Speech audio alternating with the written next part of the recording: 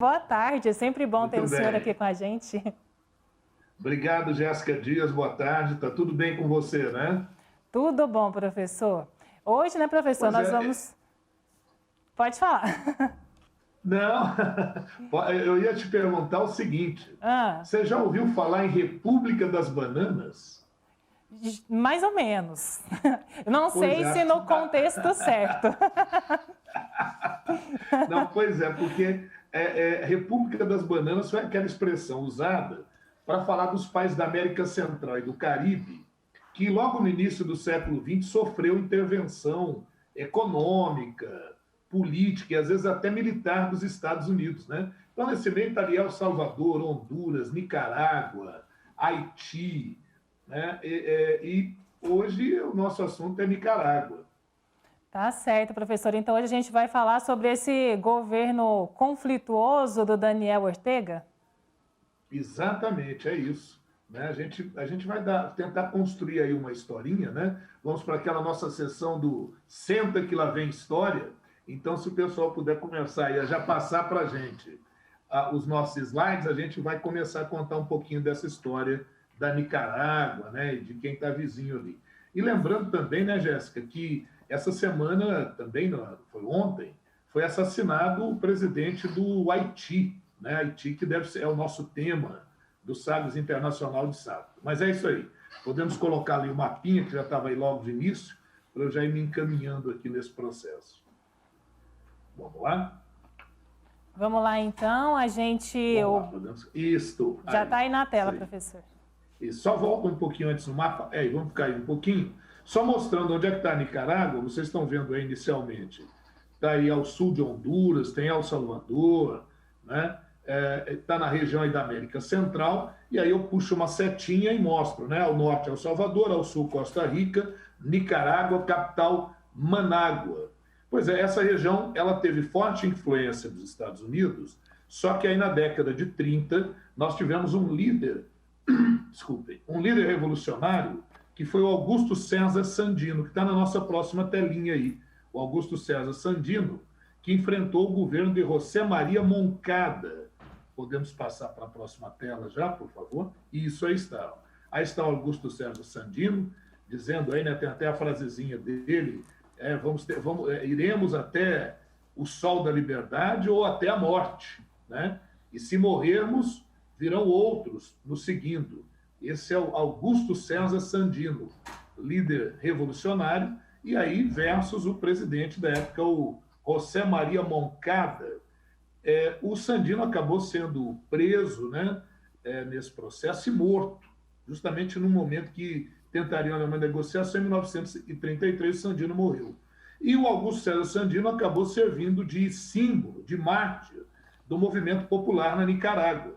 Daí surgiu, lá nos anos 60, surgiu a FSLN, a Frente Sandinista de Libertação Nacional. Podemos passar para a próxima. Para a próxima telinha nossa aí, por favor. Aí está, novamente, o Sandino, né? E quem vai suceder aí o governo do Moncada é esse governo, é esse militar, né? Que é o Anastácio Somoza Garcia. Anastácio Somoza Garcia, que assumiu ali em 1937 e vai ficar até 1956 no poder. E tudo isso, viu, Jéssica, com o apoio dos Estados Unidos, com a interferência do capital estrangeiro, que manipulava ali as terras, a produção agrícola na Nicarágua, quer dizer, uma região bastante explorada. Só lembrando, inclusive, que a Nicarágua é o segundo país mais pobre das Américas. Ele é o segundo país mais pobre. O primeiro é o Haiti, também está com problemas lá, como falamos no início. O segundo é a Nicarágua. Podemos passar para a próxima telinha? Próxima tela nossa. Quando morreu o Anastácio Somoza, quem vai acabar assumindo é seu filho, Luiz Anastácio Somoza de Baile. Né? O Anastácio Somoza Garcia foi morto, foi assassinado aí por esse poeta, músico, que acabou matando, né, o Luiz de Baile. E aí quem acaba assumindo, podemos passar para a próxima telinha, a gente está falando dessas mortes todas para mostrar como é que o aspecto lá sempre foi conflituoso, uma política sempre muito instável.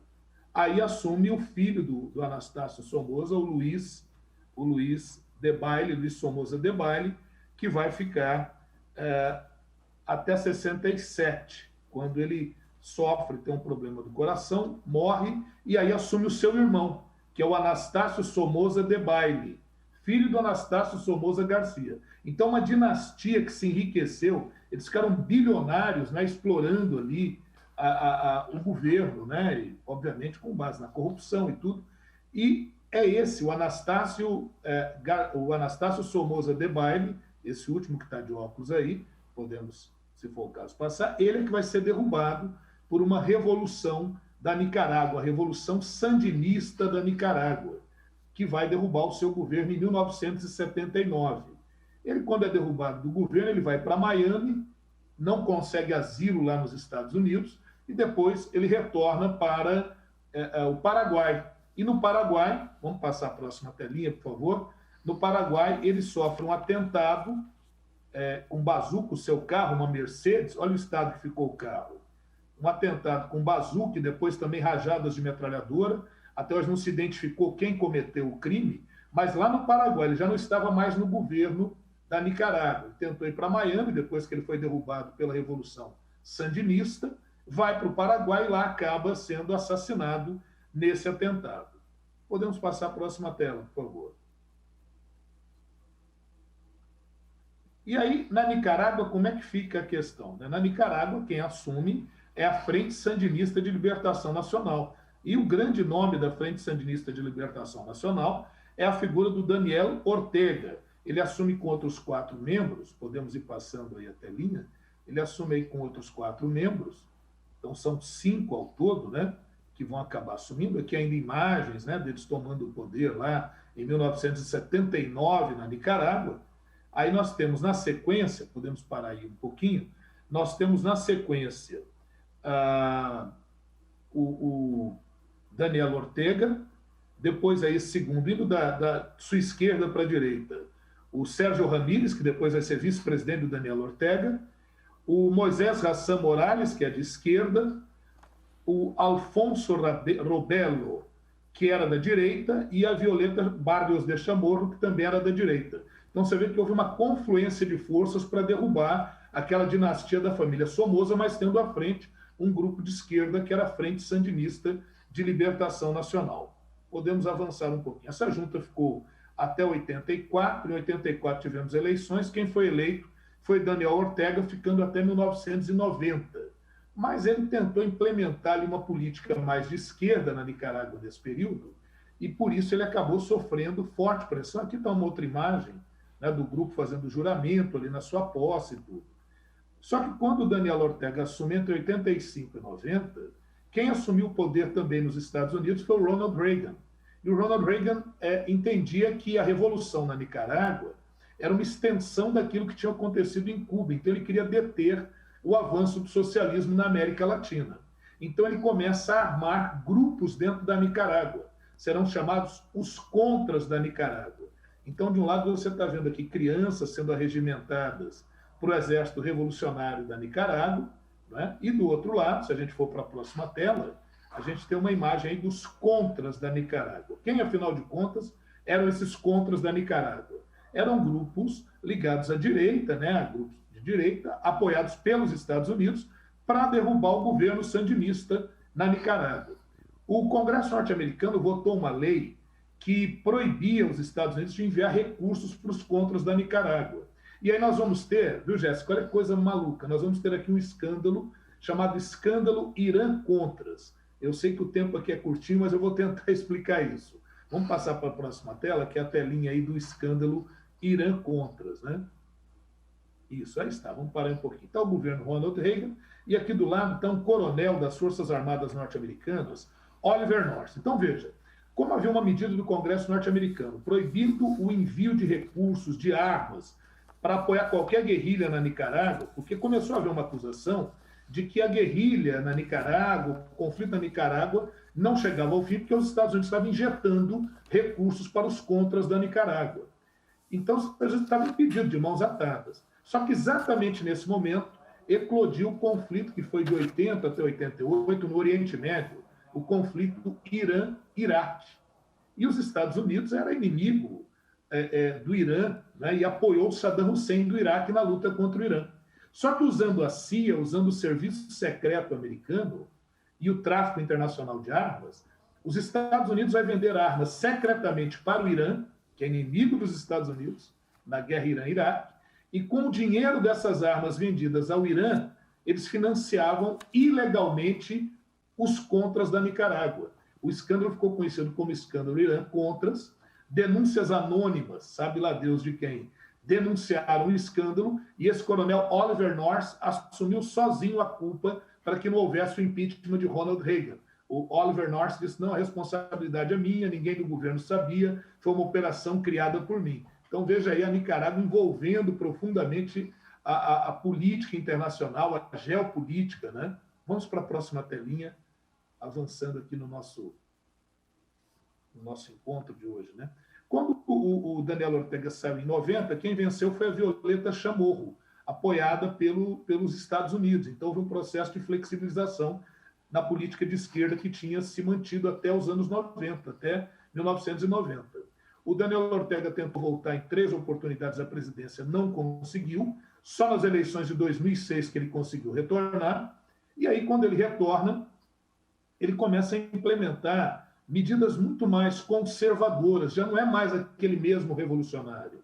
Faz uma aproximação com o empresariado, faz aproximação com a igreja, se diz contrário ao aborto, né? Em que pese ele ter tido uma aproximação com o governo do Hugo Chávez da Venezuela, inclusive com fornecimento de petróleo para a Nicarágua, ele foi se afastando daquelas pautas mais à esquerda. Ele foi tendo uma conduta um pouco mais conservadora. Em 2018, podemos passar aí a telinha, acho que é o último slide, inclusive. Em 2018, ele tentou aprovar, esse é o nosso último slide, ele tentou aprovar uma lei de reforma da Previdência Social, uma lei extremamente conservadora, olha, tão conservadora que não agradou nem aos sindicatos, nem aos empresários. E de 2018 para cá, houve uma grande manifestação e muita gente foi morta pela polícia do Daniel Ortega, mais de 350 pessoas mortas, vários presos. E agora, mais recentemente, o que tem causado assim, grande impacto é que tem eleições marcadas para o dia 7 de novembro lá na Nicarágua. Ele novamente é candidato, a esposa dele é a vice-presidente dele, os filhos assumiram as telecomunicações na Nicarágua, importantes empresas estatais, então há denúncias de corrupção aos montes, e ele tem sofrido manifestações cada vez maiores. Então, ele já prendeu até agora, de junho até agora, julho, ele já prendeu 6 possíveis candidatos à presidência da República. Então, ele vai minando a oposição, viu, Jéssica? Sim, prendendo opositores, eliminando outros, e ele hoje perdeu sustentação, perdeu sustentabilidade. Para ele permanecer no poder, vai ter que ser com grande violência, como que tem acontecido até agora na Nicarágua. A Nicarágua é mais um exemplo da fragilidade institucional de países da América Latina. Isso mesmo, professor. O senhor mencionou aí sobre as prisões, né, dos adversários dele nessas eleições. Na segunda-feira foi preso o Medardo Maineira. Foi preso, então, na segunda-feira, mais um adversário aí, né? Essa perseguição do governo do Daniel Ortega aos adversários políticos. O senhor trouxe aí toda a história, né, sobre a dinastia Somoza. E, então, o Daniel ele acaba se tornando uma caricatura, né, do Somoza. Sim. No final das contas. A gente pode até avaliar assim, né, professor? É isso mesmo. Praticamente ele está replicando tudo aquilo. Olha que ironia. Que um dia lá atrás ele combateu, ele entrou para o movimento da Frente Sandinista de Libertação Nacional. Para esses movimentos, aos 15 anos de idade, ele já tinha sido preso como revolucionário e tal. E olha que mudança, né, de padrão, de conduta. É assim, né? Como diz aquela velha frase, dê o poder a alguém para poder conhecê-la bem, né? Parece que isso cabe como uma luva nessa situação. Realmente, o ditado se aplicou direitinho, viu, professor? E agora, como é que está a situação dele lá? Ele está afastado, assim, isolado? Assim, as pessoas que eram aliadas dele já foram deixando de estar do lado dele, professor? Exatamente. Então, a COSEP, que é a Associação de Empresários lá na Nicarágua, já se afastou declaradamente, já retirou o apoio dele. A igreja com quem ele tinha se aproximado, a Igreja Católica, também já retirou o apoio. A União Europeia tem feito já duras advertências de que poderá tomar medidas enérgicas, como sanções econômicas à Nicarágua, e a desconfiança, porque como ele tem nas mãos o exército, como ele nomeou, ele conseguiu aposentar grande parte dos juízes da Suprema Corte, e ele nomeou juízes. Então, não tem uma medida que ele tome que seja considerada inconstitucional, porque a Suprema Corte valida os seus atos. Então, esses mecanismos, ele os tem nas mãos. Mas o apoio internacional, praticamente nenhum, não é? Isolado internacionalmente, e internamente hoje ele sofre mais grande oposição interna. Então, a gente pode ter a qualquer momento um golpe, uma ação revolucionária mais dura na Nicarágua para derrubar esse governo. Ou talvez, né, mas aí vai depender do interesse do Joe Biden, que é a grande figura do momento, né, uma intervenção proposta pela ONU. Isso é muito complicado, é muito difícil de acontecer, mas a gente também não pode tirar de cena essa possibilidade. A verdade é que eleições marcadas para 7 de novembro e a desconfiança grande, óbvio, né, com toda...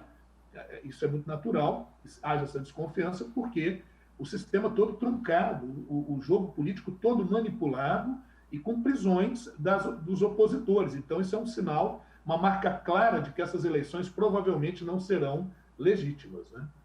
Professor, avaliando assim a América Latina como um todo, a gente pode dizer que há muito tempo que não se via uma caça às bruxas dessa maneira aqui na América Latina? Sim, de uma forma tão declarada, talvez a Venezuela, né? E você me perguntaria, tá, mas por que a Venezuela é tão criticada e a Nicarágua a gente só está ouvindo falar um pouco mais agora? É porque no caso da Venezuela, a Venezuela fez uma opção declarada pelo socialismo, por essa vertente de esquerda.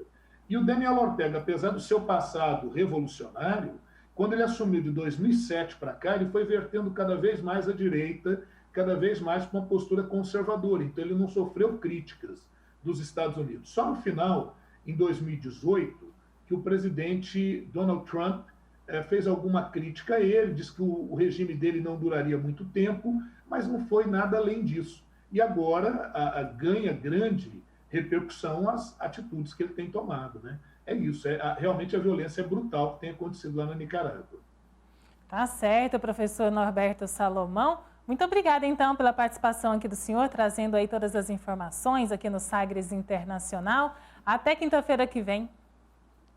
Até quinta-feira que vem, se Deus quiser, eu que te agradeço. Agradeço a nossa audiência qualificada e peço que nos acompanhem no nosso Sagres Internacional. Nosso tema vai ser o Haiti. Nós vamos fazer um histórico aí do Haiti e falarmos aí da crise, né? Se bem que falar de crise no Haiti é uma constante, né?